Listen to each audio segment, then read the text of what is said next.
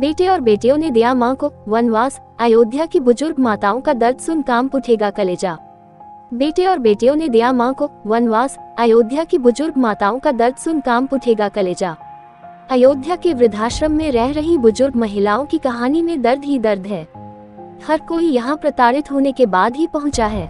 महिलाएं बताती हैं कि यहाँ अब उन्हें सुकून है, फिर भी बच्चों की चिंता तो लगी ही रहती है।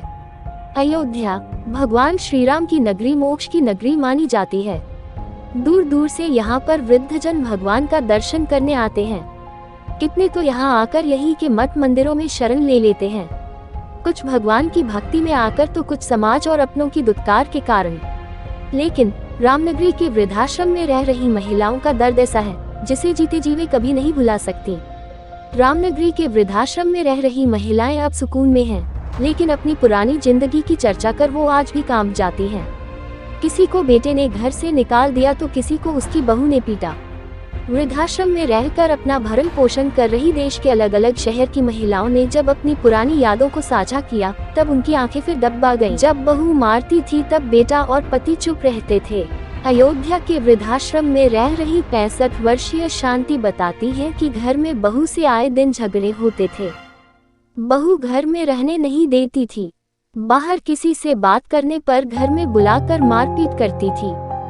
मेरा अपना बेटा और पति बहू के बहकावे में आ गए थे। ऐसे में एक दिन बहू ने घर से निकाल दिया, जिसके बाद में यह आकर रहने लगी। वहीं वृद्ध महिला उर्मिला बताती है कि मेरे 5 लड़कियां और 1 लड़का है। सभी की शादी हो गई, लेकिन हमारी बहू आए दिन हमसे लड़ाई झगड़ा करती थी। एक दिन बहू ने हमको तख्त से धकेल दिया था, तब हमारी टांग टूट गई थी। आए दिन के झगड़ों से तंग आकर हम यहाँ चले आए। अपनों ने किया बेसहारा, वृद्ध आश्रम बना सहारा। अयोध्या के वृद्ध आश्रम में रहने वाली वृद्ध महिलाओं का कहना है कि उन्हें अपने घर से ज्यादा यहाँ पर सुख सुविधा मिल रही है। उन्हें अब यहाँ किसी प्रकार की कोई दिक्कत नहीं है। हर समय खाने से लेकर दवा कपड़े की व्यवस्था वृद्ध आश्रम की तरफ से मिलती है।